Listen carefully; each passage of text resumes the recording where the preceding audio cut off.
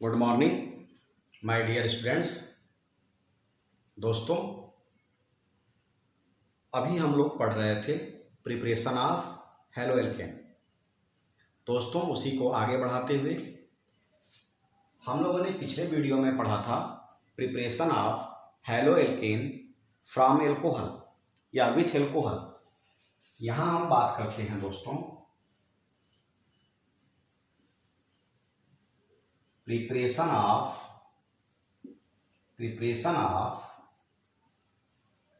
Halo alkane का preparation हम बात करते हैं दोस्तों। और इसमें हम पहला जो प्रिपरेशन पढ़ते हैं यहाँ पे बाई हैलाइड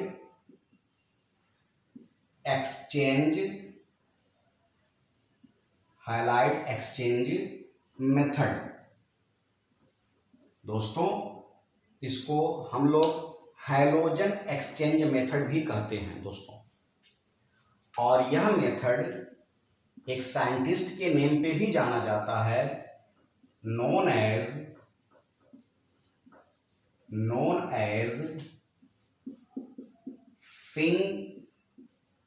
फिंकेलस्टेन STEIN फिंकेलस्टेन रिएक्शन। दोस्तों, इसको देखते हैं। तो दोस्तों, आगे बढ़ते हैं। फिंकेलस्टेन रिएक्शन को आगे करते हैं। इसमें यह रिएक्शन बेसिकली किसके लिए किया जाता है दोस्तों?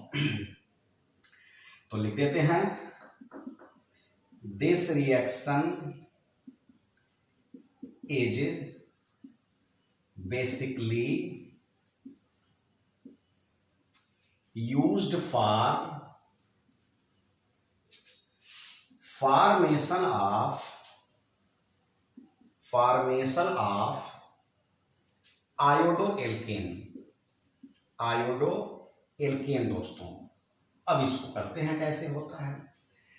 तो यह आयोडोएल्केन किसके थ्रू होता है? यह हैलोजन एक्सचेंज है। तो यह आयोडोएल्केन के फॉर्मेशन के लिए जाना जाता है थ्रू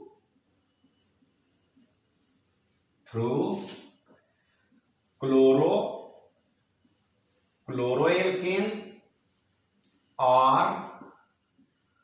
ब्रोमोएल्केन दोस्तों।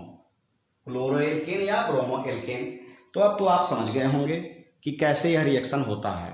अब इस रिएक्शन को आपको और डिटेल में जानने के लिए थोड़ा मुझे इसे मिटाना पड़ेगा। ऊपर मैं मिटा रहा हूं इसको समझाने के लिए। फिंकेलस्टेन बहुत आसान सा रिएक्शन है दोस्तों।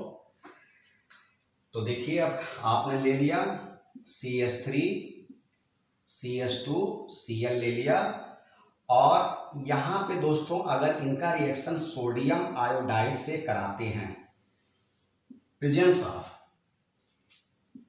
कैटलिस्ट के रूप में यहाँ यूज करेंगे एसीटोन को, या यहाँ मैं कर दूं मिथेनॉल को यूज करेंगे दोस्तों। तो जो प्रोडक्ट आपका बन के तैयार होगा वह होगा आयोडोएल्केन। कैसे बनेगा देख लीजिए। NaCl बाहर चला गया, मैं नीचे लिख दे रहा हूं, NaCl बाहर चला गया और हो गया CH3 CH2I। दोस्तों, इसमें एक चीज आप नोटिस कर रहे होंगे, I एक बड़ा साइज का एलिमेंट है या आयोडाइड बड़ा साइज का है, और क्लोराइड या ब्रोमाइड छोटे साइज का है। मैं एक ब्रोमाइड का भी रिएक्शन कर दे रहा हूं यहाँ पे, ताकि आपको अच्छे से समझ में आ जाए। वही एसीटोन या आप क्या लेके चलेंगे दोस्तों, मिथेनॉल। तो आपका प्रोडक्ट बनेगा यहाँ पे NaBr प्लस CH3 CH2I। तो दोस्तों, यह था आपका फिंकेलस्टेन रिएक्शन। तो इसमें आपने नोटिस किया है दोस्तों, फिंकेलस्टेन रिएक्शन में या आपने नोटिस किया हुआ है कि यहाँ पे सोडियम आयोडाइड के साथ रिएक्शन कराया गया। देखेंगे क्या कि बड़े साइज का आयोडाइड छोटे साइज के क्लोराइड या ब्रोमाइड को रिप्लेस करता है। याद रखना, बड़े साइज का आयोडाइड छोटे साइज के क्लोराइड और ब्रोमाइड को रिप्लेस करता है दोस्तों। दूसरा जो मेथड है फिंकेलस्टीन के अलावा, जो दूसरा मेथड हम यहाँ पे यूज करते हैं दोस्तों, वह है स्वार्ज रिएक्शन, SWARTS। कुछ लोग जेड भी यूज कर लेते हैं, तो हम जेड भी यूज कर देते हैं, स्वार्ज रिएक्शन।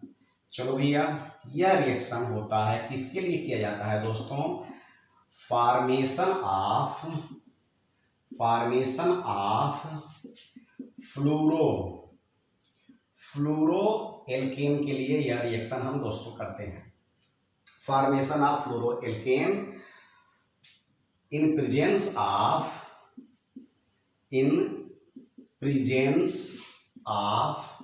AgF सिल्वर फ्लोराइड के प्रेजेंस में हो सकता है, SbF3 के प्रेजेंस में हो सकता है, Hg2F2 के प्रेजेंस में, या एक साल्ट है इनके प्रेजेंस में हो सकता है।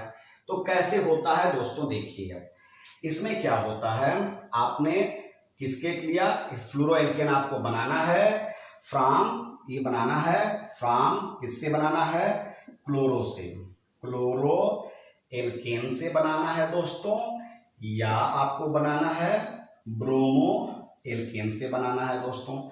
तो अब आपने क्या किया, देखिए CH3 CH2 Cl ले लिया और AgF का रिएक्शन इनके साथ कराया।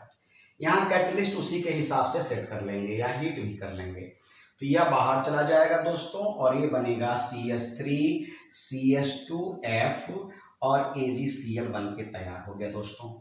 एक और रिएक्शन कर लिया जाए, CH3 CH2 Br का करते हैं दोस्तों, और यहाँ लेते हैं Hg2F2। चूंकि यहाँ 2 अमाउंट में F है, इसलिए यह रिएक्शन में यहाँ यह ब्रोमो एल्केन 2 अमाउंट में ले लेंगे, तो बाहर जाएगा दोस्तों Hg2Br2 बाहर जाएगा और आपका बचेगा 2CH3 CH2F बचेगा दोस्तों। तो इस तरह से आपने इस रिएक्शन को किया दोस्तों। तो यह रिएक्शन आपका क्या था, ये जो रिएक्शन आपका था यह स्वार्ज रिएक्शन था। अब तीसरा जो हमको प्रिपरेशन पढ़ना है हैलोएल्केन, वह silver salt of fatty acid से पढ़ना है दोस्तों। तो उसको कैसे करते हैं देखा जाए, कितना आसानी से वह हो सकता है। तो जो तीसरा रिएक्शन हमारा है यह है from silver salt of fatty acid. तो पहले एक जनरल वीक एसिड की बात करें हम लोग, तो वीक एसिड आप एक कार्बोक्सिलिक, आप एग्जांपल देखो, कार्बोक्सिलिक एसिड एक वीक एसिड के रूप में हम जानते हैं दोस्तों। फार्मूला होता है CH3COOH। इसको तोड़ोगे तो ये बनेगा CH3COO- और H+। अब जब सिल्वर साल्ट हो रहा है, इसका मतलब कि इस माइनस को सेटिस्फाइड किसके द्वारा आप करेंगे, सिल्वर के द्वारा सेटिस्फाइड करेंगे, उसके ऊपर एक प्लस होता है। जब एक प्लस को हटाएंगे तो एक प्लस ही ले आएंगे, सब्स्टिट्यूट करके आप उसको ले आ रहे हैं। तो यहाँ पे जो प्रोडक्ट बनकर के जब इस पे अटैक इनका हो गया, तो जो प्रोडक्ट आपका बन के तैयार हो गया वह हो गया CH3COOAG। आप CH3 की जगह R भी कर सकते हो, RCOOAG। तो दोस्तों इस तरह से रिएक्शन हुआ। अब इनका रिएक्शन ब्रोमीन वाटर से कराते हैं दोस्तों।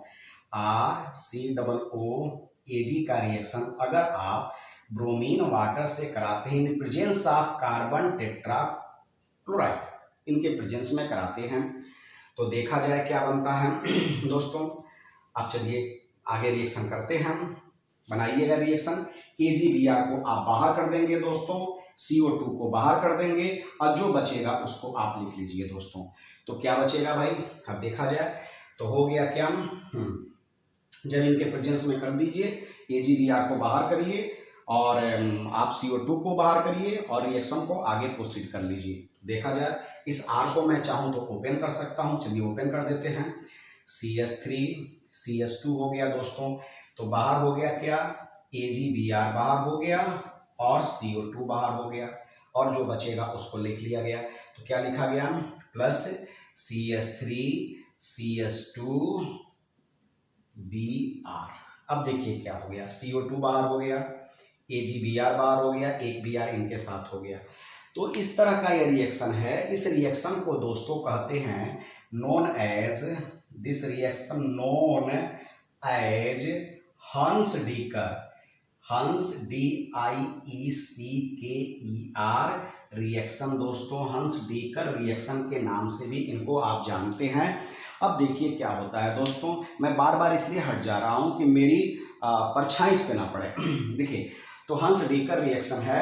अब यहाँ पे देखिए दोस्तों क्या हुआ, यहाँ अगर देखा जाए तो यहाँ 3 कार्बन है, 1 2 3, इसलिए मैं R को हटाया था। 1 2 3 कार्बन है, पेरेंट में 3 कार्बन है और जो प्रोडक्ट बना है 2 कार्बन। इसका मतलब जो इसमें प्रोडक्ट बनेगा दोस्तों, उसमें पेरेंट वाले कंपाउंड से 1 कार्बन कम होगा, मतलब लेस देन 1 कार्बन। कहने का मतलब प्रोडक्ट के साइड में जो बनेगा, जो कंपाउंड बनेगा, उसमें 1 कार्बन कम होगा पेरेंट से दोस्तों। तो इस तरह से प्रिपरेशन ऑफ हैलो एल्केन्स की बात हम लोगों ने समाप्त की। अभी हम लोगों ने जो पढ़ा दोस्तों वह कौन सा रिएक्शन था, हंस-डीकर रिएक्शन था। अब अगले पॉइंट को जो हम पढ़ते हैं वह पॉइंट होता है nature of carbon x bond, CX bond की बात करते हैं दोस्तों। तो अगला हमारा जो हेडिंग होगा वह होगा नेचर ऑफ CX बॉन्ड। लेकिन वीडियो को ज़्यादा लंबा नहीं करना है, इसलिए इस वीडियो को यहीं विराम देते हैं और अगली हेडिंग पढ़ेंगे nature of CX bond and physical properties of haloalkanes. Thank you दोस्तों, आप अच्छे से पढ़ो, बच के रहो, कोरोना से बच के रहो, ज़्यादा घूमो मत और पढ़ाई पे फोकस करो। Thank you, best of luck, have a nice day, good luck, thank you.